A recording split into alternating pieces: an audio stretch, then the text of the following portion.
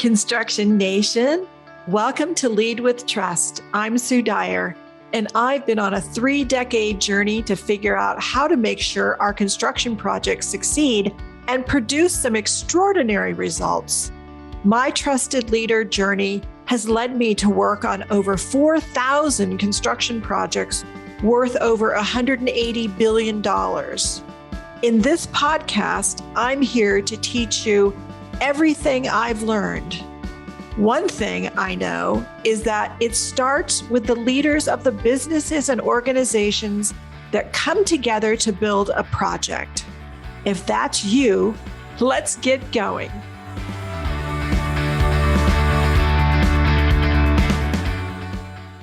Hey, Construction Nation, this is Sue Dyer, and you are listening to Lead with Trust podcast. And today we are closing out our Bringing Women into Construction series with Emily Cohen from the United Contractors Association, and to share the lessons learned we have found over doing all of these great interviews this year. So let's listen in. Well, hey, Emily, here we are again at the end of our Bringing Women into Construction series. It's so great to be together again. Yes, I'm so happy to see you and happy to be back. Like I was saying, I'm actually on maternity leave right now, and it's very nice to be able to do this with you. I'm so happy you came.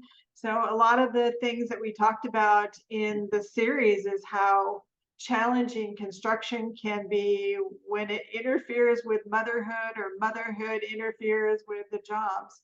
And so, yeah, you get to experience that firsthand right now.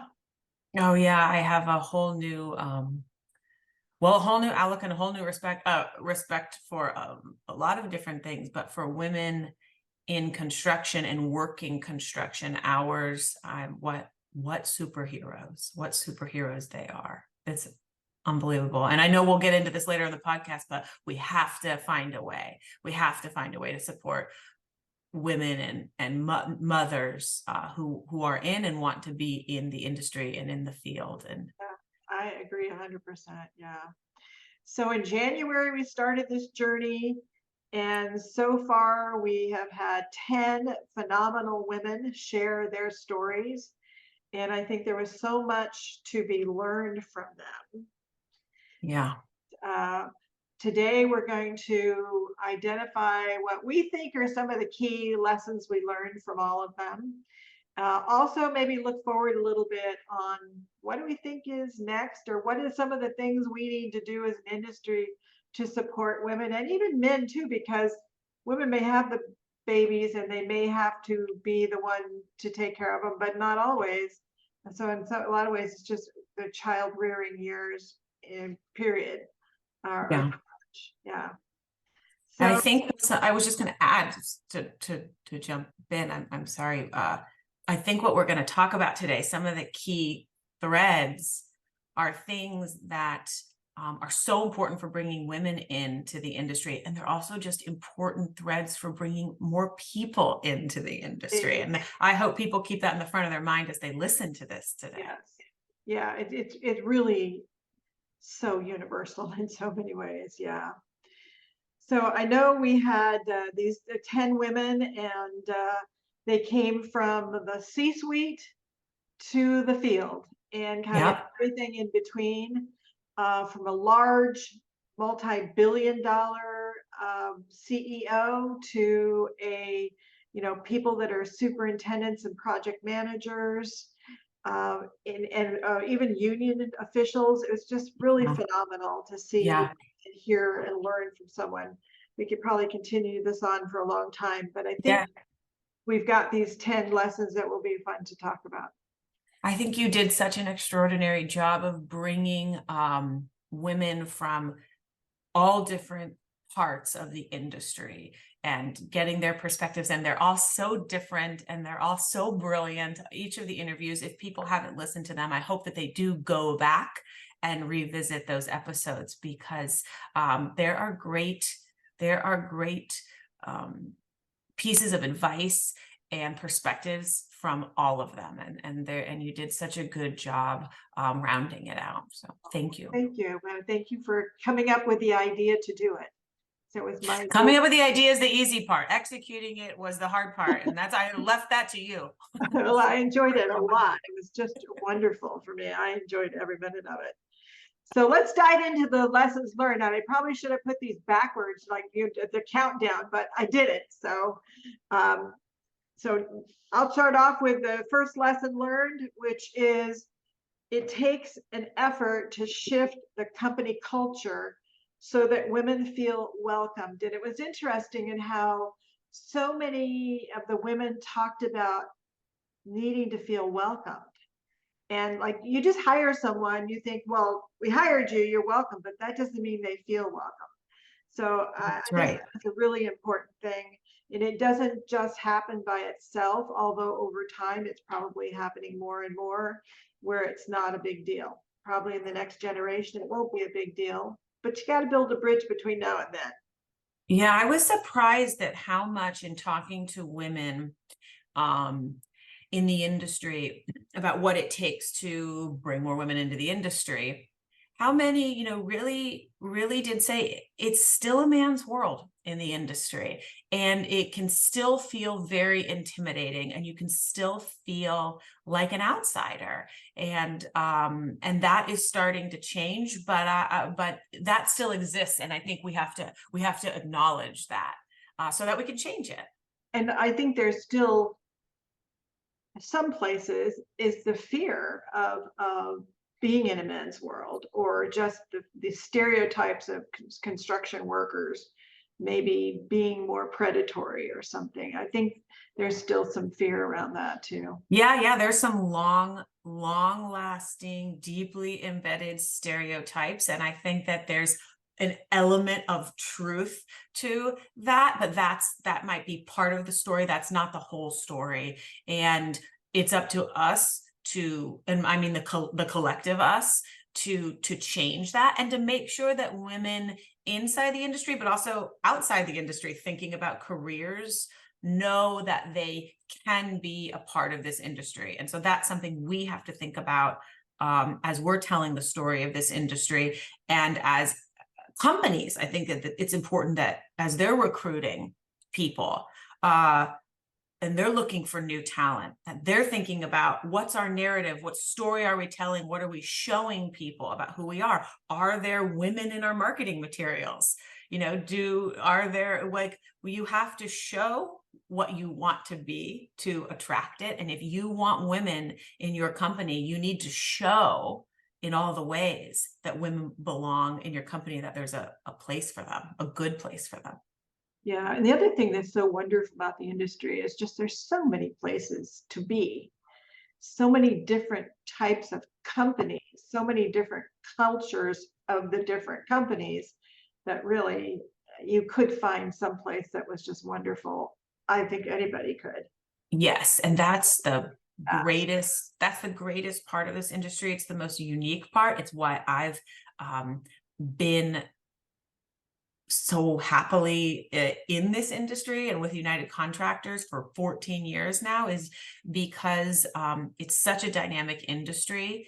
There is so much constant room for growth and reward. And I love working with not just the owners of construction companies and not just the principals, but all of the people. They're really awesome, amazing, diverse people, and it is a rewarding industry. It is really a rewarding industry, and you're right, there's so much space for people in it. There's so much space to have a great career in the construction industry, and construction is broad. It is broad. Yeah, well, you and I love it, so we want everyone to love it. So lesson number 2, women, and of course men too, who have family members in construction or farming are more likely to go into construction. Construction just wasn't even on the radar, not known to most of the women that even came into construction, unless they had a family member that was in construction. I know, and that's so important. That's a really important fact to have, because I think that's kind of a warning for us. right? We're not doing a good job of recruiting women into this industry unless their father, uncle, brother, family business inspired them. And it just goes to that point. We have to do a better job of showing and telling the story of this industry so that women know that they can be a part of it, know that this is a great career for them, that this is an option. And that's not just, that's women in the field, that's women for the C-suite, that's everything in between. We need women to know that there's a path for them. A female superintendent said to me when I was talking to her, she pointed out, we shouldn't just be recruiting in colleges, people in STEM. We should be looking for people that are studying all kinds of things in college and recruiting them into this industry, not just construction management, not just engineering, not just the science and math sectors, but, a much broader sect of students who are studying in the university system should know that this is a great career option for them. Yeah, and it's open, because I think when I was younger, I would say that construction was really like a closed society. The only way in was to know someone. And so we have to overcome that tradition that we have been a closed society and make it open to anyone and everyone, and so that they will come into the industry and enjoy it. I am seeing on the projects I'm working on, I'm seeing more and more diversity, and it's so fun to watch and see, people coming up through the ranks, and that probably 2 decades ago would have never considered construction.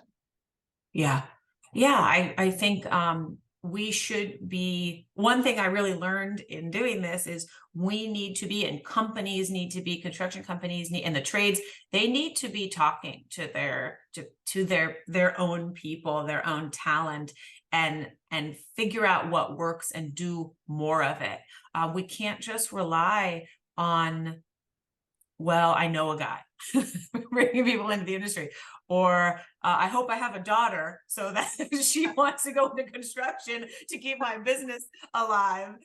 These are hopeful things, but they're not the best, smartest strategies for the long run, especially when we have a talent shortage. So we need to get out there and do more storytelling and basically more marketing of the industry.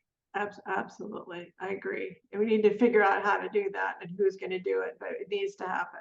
Absolutely. Lesson number 3, tenacity can get you somewhere. You can start at the bottom and work your way up into a project manager or superintendent or the C-suite. And almost all the women that we talk to, that's really what happened, which is one of the things I absolutely love about construction, is that if they see talent, they do not care who you are. I think this industry, more than any industry, and I was talking to a carpenter, and that he put it so brilliantly. I wrote it down, and I really liked what he said, because it is so true. He said it takes a certain kind of person to succeed in this industry, but they can come from anywhere. It doesn't matter about your background. We don't care where you've been or what degree you have or don't have. We care about what you can and are willing to contribute. I think that is so true for this industry, and it's what makes this industry unique and special and really rewarding for people. And so, I wrote that down when he said it. That is awesome. I agree completely that they will give people the opportunity to grow when they show the willingness to want to grow.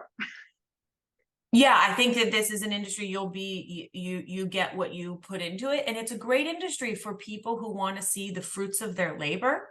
It's a great industry for people who like working with people, who like building things literally and figuratively, and who are problem solvers, team builders, team leaders, even creatives. And that's, you know, this industry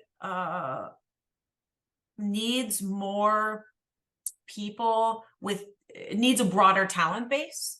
And, you know, no matter who you are, if you have the willingness and the desire, this is there's a place for you in this industry to really, really succeed and be rewarded for your talents. And I think there's a lot of careers out there, I'm speaking outside of the industry, where people think it's going to be one thing, and it's another, and it's not rewarding the way that they hoped it would be, and they sort of just feel like a number or a cog in a wheel, and they're not satisfied, and they're not passionate, and they don't feel like they have a purpose in their career.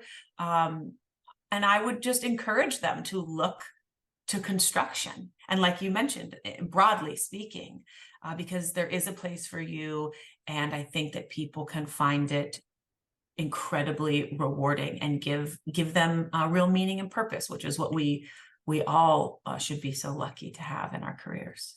Absolutely. Which kind of leads to lesson number 4, which is construction is so large, and there are many different types of roles and jobs, thousands of different types of companies. You can find one that will support you and what you need. And we heard that from most of the women. And even if they went somewhere and it didn't quite work the way they wanted, they just said, well, I'll just move somewhere else where this company I feel supports my values or supports me and what my ambition is. I think that it's so wide and vast that there's always a place for you to grow too. Yeah, I meet about equal number of people in this industry who have been with the same company their entire careers. And they've just been really happy with the company they're with the values of that company, with the size of the company, with the work they've been able to do and the ladder they've been able to climb in the company. And so there's a pretty big group of people in this industry that have built an entire career at one or two companies. And then there's an equal amount of people that have really moved around to try to find what works for them, whether it's working inside of a multi-billion-dollar company or a smaller company, a family-owned business, a publicly owned company. Do you want to, you know, do vertical construction? Do you want to do underground? Do you do housing? There's so many options because this industry is so broad and is so dynamic, and that makes it a great space for people to figure out what works for them. It was also interesting to just listen to a few of the women who were talking about how they took their knowledge of how the field runs and then took it into either technology or into training or some other place. So that was an interesting move too. So they never wasted what they learned. They were able to use it for what the next step was for them. Yes, yeah, exactly. And especially related to technology and helping companies advance in that space. There's all the room in the world for that. And I think if you're smart and bring your smarts, bring your talents, bring your ingenuities, and you're going to make it and be very successful in this industry. And you'll make huge contributions to whatever company you're at, and you'll feel it. You know, you'll feel that you're making those contributions. And I think that's the most rewarding part, to see the difference you're making. I also think it makes a huge difference to society. To me, that's like construction builds society. It determines. It is the physical manifestation of society. Yes. And you can literally point to the work you're doing or have done and say, I did that. I was a part of that. I helped build that. And that is really, really special, really special to people. And it's special to women, the women I talk to. It means a lot to them.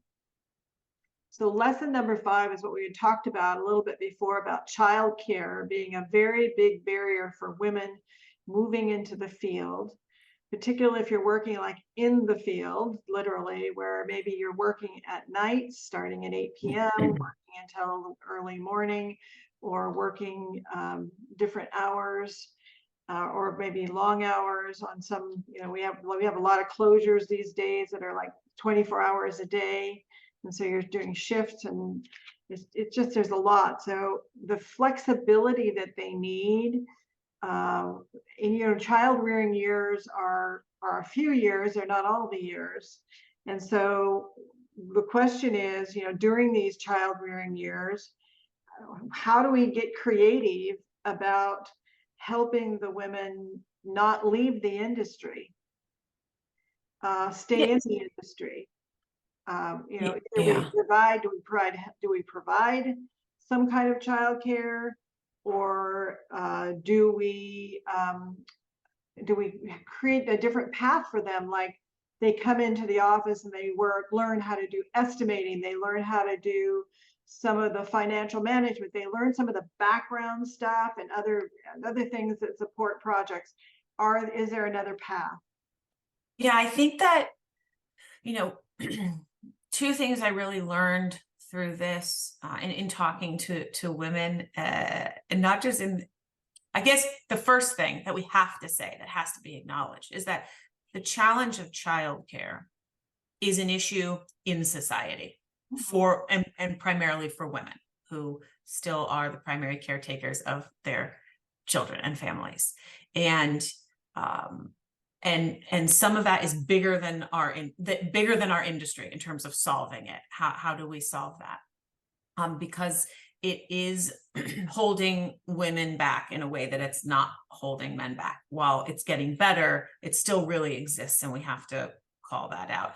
Our industry has the added hurdles of challenging hours. There isn't daycare open at 3:30 in the morning. And if you don't have, or 4 in the morning, and so on. And if you don't have family around you to really be able to support you, or some kind of support system, so that you can get up at 3:30 or 4:30 in the morning, it's a really big hurdle. I don't have the answer for our industry, but I think it is so important that we come together to address it, to really focus on that. And if you're a company executive, think about how your company can support women that are the primary caretakers of their children, particularly young children, so that they can still be successful inside of your company or out in the field. I love your idea of, can you bring women in to the office so that they're able to continue, women that are in the field, for example, working difficult hours, bringing them into the office so that they can have an opportunity to continue contributing to your company and learn different things while they're raising their young children, if that's what works for them, or if that's what they need in order to succeed. But I don't have the answer to this one, but it's such a big problem. And my hope is that our industry and society, but particularly our industry, will step into this conversation and continue it, and that the trades and company principals will continue, management will continue to come together to try to figure out what we can do to support mothers who are raising their children, and so that they can still contribute and build a career in construction and don't feel like they have to leave it. That is a barrier we've got to address. Yeah, it's a huge barrier. Yeah, it's been a barrier for a long time, since women started going to work, and it continues to be a real challenge today. And I don't see anything happening if we don't kind of all come together and do something. At least start talking about it. Yeah. Yeah, and they have to hear from women. I mean, I didn't really understand I knew that there were barriers. I knew that they were real. I was passionate about this before I had my daughter, who's 7 weeks old now. But now I just think, oh my God, how do you it hits differently. Yeah. How do you do that? And we have to find a way to support women and working parents, because some of this is still true for men too, working dads. Yeah, more We'll be so, better for it as an industry. well, and more so today than it was 20 years ago. Men are much more involved in the day-to-day of their children than they used to be. Yeah. Yeah, which is nice. So number 6, people will mentor you. I know a lot of they talked about getting allies. You may have to ask, but if someone says no, ask someone else. But for sure, people will mentor you. And it was so interesting in talking to several of the women. One of them was talking about how she didn't know anything about construction, and she had gotten a degree in engineering and was working in a Starbucks. And the guys that were working on a project across the street used to come into the Starbucks every morning, and she would give them coffee. And so she started asking them, will you mentor me? And they said, no, no. Then finally someone said, yes. I got her into an internship.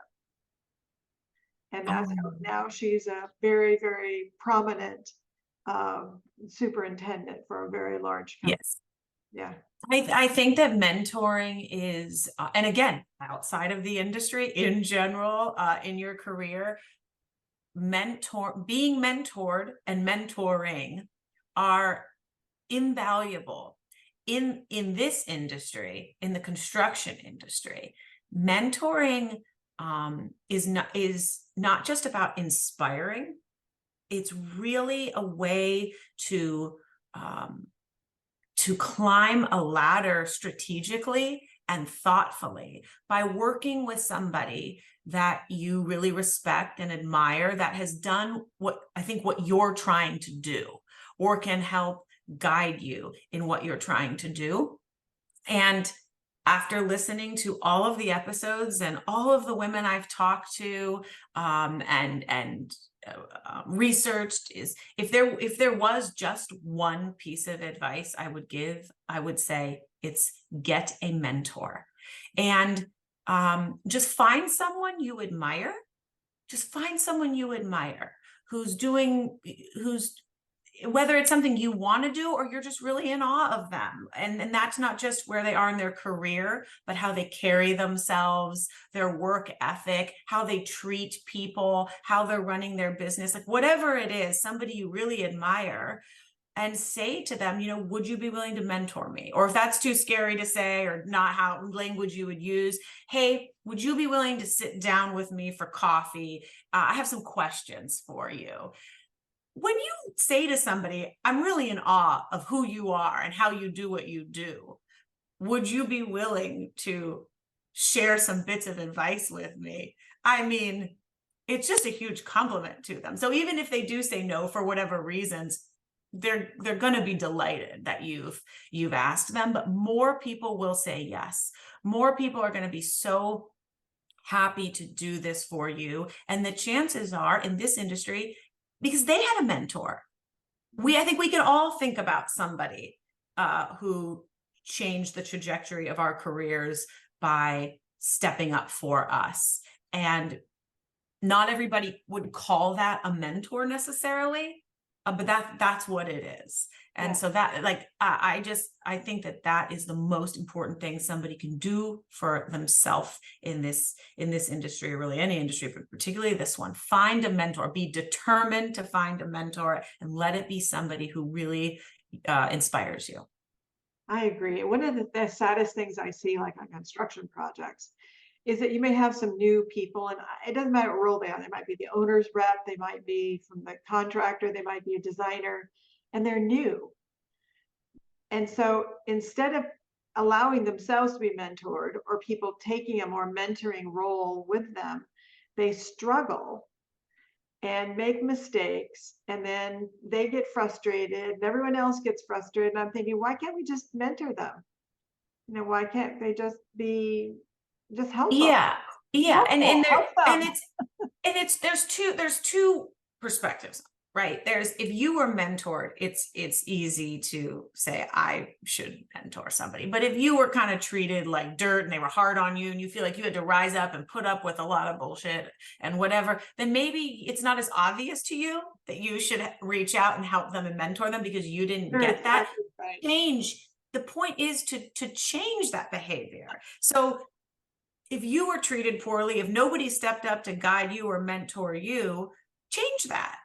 And mentoring takes patience. And I want to say too, before I forget, it's as important to find a mentor as it is for those listening that are in the position. Be a mentor. And you do not, if you're a woman, you don't have to have a female mentor, and you don't have to only mentor. Like the gender barrier, my greatest mentors, some of them happen to be men, some of them happen to be women. So don't just, if you're a woman listening, it doesn't have to be a woman that you mentor or ask to mentor you. And that, you know, just find somebody that you just really respect what they're doing. Yeah, I just think that mentoring is another part, a big thing that we could do better at. Yes. Yeah. Everyone listening should ask themselves, who was my mentor? If you know, did I have one? Who were they? How did they help me? How did they make a difference for me? And who can I make a difference for? Who can I mentor today? And does every person inside my company have the opportunity to be mentored or be a mentor? Because that, if you can find a way to put that in place in your company, you're going to be gold. Well, I think about how many people would be attracted and how many would stay. Yeah. Yeah. Yeah. That's really, really important. And your point about, you know, how I'm thinking about when you're in college and they do the hazing stuff. Well, in construction, it's not that much difference. It's sort of like Christians to the lions sort of approach. Here, and if you survive, then I'll respect you. And that's been the tradition for a long, long time. It is, but it's not working anymore. Well, I mean, it didn't work then either. Not right. It didn't work then, but what happened is they went, we need more people in this industry. We need more people in this industry. The sky's falling, the sky's falling. And now they really do. And so we have to change some of these behaviors. And mentoring is just such a low hanging fruit that is effective. We know it's effective. It works for everybody. Yeah. Yeah. And it's fun too. There's so much purpose and reward that comes with not just having a mentor, but being a mentor. Yeah. So number 7, lucky number 7. This one is women can do the work. And I'm going to repeat that. Women can do the work. That is the lesson learned. There is no barrier to women being able to physically do the work. Yeah. They can do the work. That's not an issue. It's surprising that this one surprised me, you know, okay. We still have to revisit this. We're still revisiting this. There's still the perception of the good old boys club. The face of the industry is still very male dominated. And so some, you know, women don't see themselves in it. And I think that goes back to what we talked about earlier. We have to change the story we're telling and how we're marketing this industry. But if you are a problem solver, if you are a team builder, if you're an innovator, you can do this work. Women can do this work, and women have been doing this work for a long time. And people that are in this industry know women can do the work.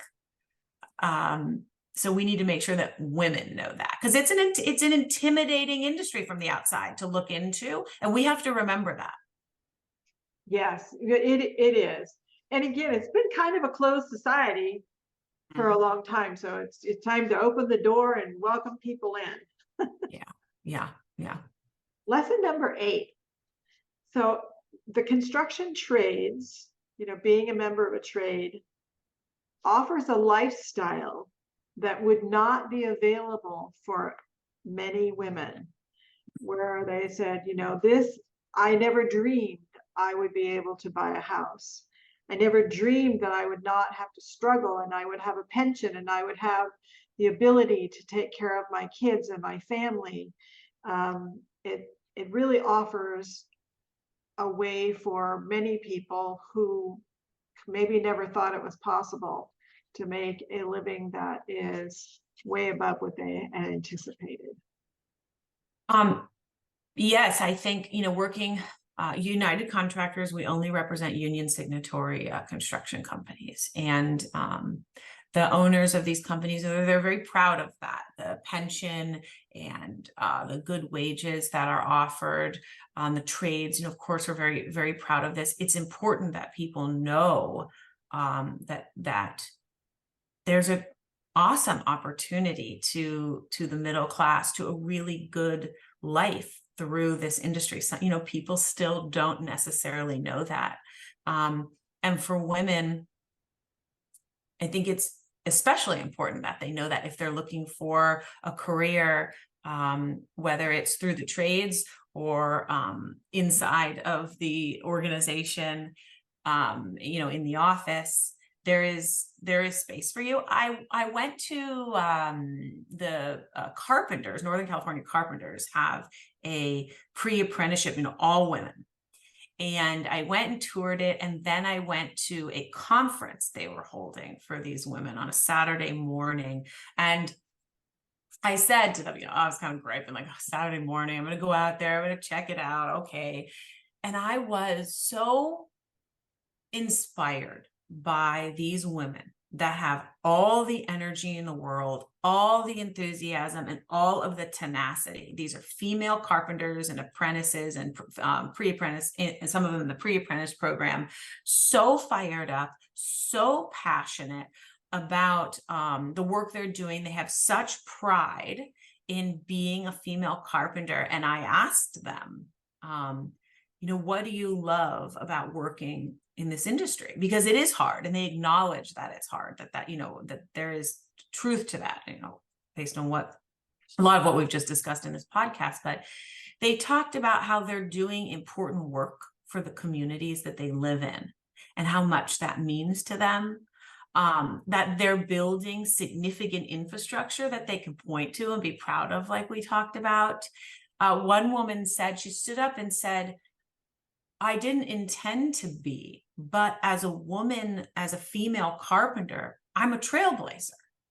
And I love that I can tell my son and my daughter that. They mentioned every single day is different, that they feel like the sky is the limit, and that no matter who you are, what your background is, if you're willing to work hard and lean in and do this work, you can be really successful. And I just loved hearing them stand up and say these things.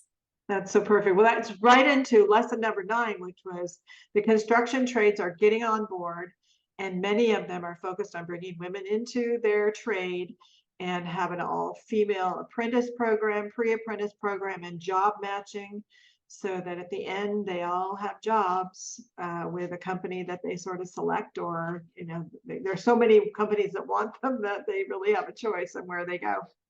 Yeah. I think this is a new era for the trades. They like the industry in its entirety have been too much of a good old boys club for too long, and a little bit too much of a we recruit by asking the guys to bring their neighbor in, their brother in, their cousin in. That's not working anymore. We're not getting the numbers that we need. And women are 50% of our population. And so if we are not considering women, if the trades are not recruiting women, we are cutting half of the talent pool off. And so they are, they're doing it. Some are doing it better than others, are doing more of it more actively. But I would say if you are in the trades, be thinking about this. How do we bring in women? What do we need to do? How do we recruit them and encourage them and make space for them, and make sure that they have a seat at the table? Absolutely. You're right. Some of them are really right on top of it, and others are like still, I think, have blinders on. They're not. Yeah. To their peril, to their own peril. Yeah, I'm afraid that might be true in the long run. But it Maybe is short run. exciting.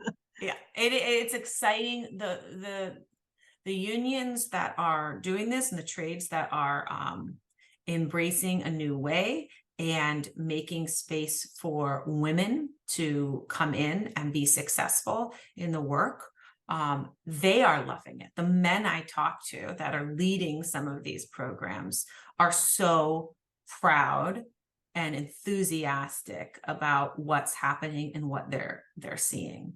And it's really inspiring to me. Cool. Yeah. So last lesson learned, number 10, is that you can take what you've learned in the field and apply it lots of places, particularly technology and with AI and technology.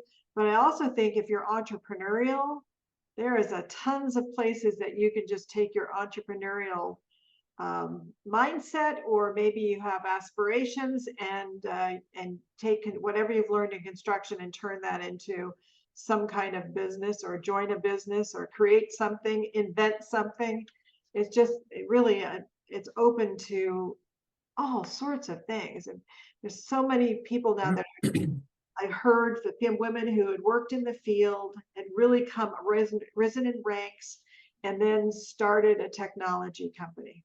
Yeah. To help with whatever aspect of it they felt was in need, for something that they felt was missing. Yeah, there's a real entrepreneurial spirit throughout this industry, because it requires problem solving, but it also requires risk taking. You have to be a risk taker to try to run a business in this industry, in the construction industry. You have to be a bit of a risk taker because the margins are thin, because there is a lot of risk in it. And you have to be someone that thrives in the madness of it all. And I mean that in a good way, you know, because this is a, how do I want to put it? There's so many challenges every day. And like in every part of the business, from the field to the C-suite, and there's risks you take and challenges you're taking on. And so real life, tangible, three-dimensional challenge. Yes. Yeah. No, esoteric concepts. No. This is when you're building a bridge. When you flush the toilet, the water has to be able to go. Yeah, no, that's right. Or when you're building a bridge, or you're building a highway, you know, and lives depend on what you're building. These are real risks, and you know, financial. And so the people that come into the industry and do really well have an entrepreneurial spirit, and they're risk takers, and that that kind of takes me back to the mentor thing, that there's so much room for there's so many awesome mentors in this industry because of the kind of people that succeed in it, and the kind of people that choose to spend their careers in this industry are really cool, really interesting, salt of the earth people, but they're entrepreneurs, or they have that kind of spirit that drives them. They absolutely do. Yeah, it's wonderful. So overall, from the series, what did you learn from this series? I learned a lot, and I thank you again for choosing to do this, because I did have the idea, but that's, you know, that's one thing. To actually produce it and execute on it, I thank you, Sue. It was wonderful. I learned a lot. I think that the most important takeaway for me is that there is space for women in this industry, but more importantly, there's a need for women in this industry, and we actually we need to do a better job of not just recruiting women in, but keeping them in, by making sure that they feel like they belong once they're in this industry. Because getting them in is one thing, keeping them in is another, and we still have a ways to go with that. I think that we have to invest in recruiting women at all levels, like we talked about. And part of that in talking to women and listening to these interviews is resetting expectations and being honest about the work and what it takes to succeed, so that we're bringing the right people and the best people into the industry and into your companies, and making sure that they have a mentor and opportunities to grow and learn. The thing I still really want us to address, and I will continue thinking about and not give up on, is the is finding solutions, real workable solutions for moms, and that childcare issue, that childcare hurdle. What can we do as an industry to maybe not solve it but ease it? And then again, another lesson, the biggest one of all, maybe, is that these lessons don't just apply to women, that these changes are important changes and important things we can do to just bring more talent, more diverse talent into our industry. It just also happens to include really good tactics and strategies and perspectives for recruiting women. Yeah, I agree 100%. I was really just thrilled and have been thrilled to just see how many great women are already working in construction. That's been exciting to kind of see. And also what the women bring to the industry in just culture and maybe some different ways of doing things or thinking differently. I love that. And that there's so many women out there that love construction as much as we do. That's so cool. Yeah. It's like a secret club. To be a woman in this industry is like the special handshake or something. And yeah, you're right. Every woman I know in this industry is especially awesome. Well, I really want to thank you, Emily, and also want to thank all the people who participated. So I'm just going to name them off here. You want to take turns naming them off? You want me to do it? Oh, I better. No, you. Well, I'll do it. That's fine. Yeah, you've got it. I don't have them right in front of me. So we had Mary Tykert. We had Caitlin Frank. We had Tara Rowe. We had Cabri Lehman Schmidt. We had Jacob Atari and Susan Rodriguez. We had Coralie Beatty. We had Kelly Lee. We had Meg Ann Pryor. We had Sue Weiler-Doak, and of course, Emily Cohen on this series. What a great, save for me, what a great lineup. And I think I know every single one of them. So how awesome. Awesome. It's just awesome women. And yeah, I hope really that all of you will share the episodes and think about what their lessons they've taught all of us. And hey, and Sue, every single one of them would be an incredible mentor. And a lot of them I happen to know are incredible mentors. But if you're looking for a mentor and you know one of those women that Sue just named, I would recommend reaching out. Some of these women they're awesome. Yeah, they're just mind-blowingly awesome. Awesome. Yeah. Well, thank you so much, Emily, for being a part of the Bringing Women in Construction series and having it be your mind child. Yes. Thank you, Sue, for doing this your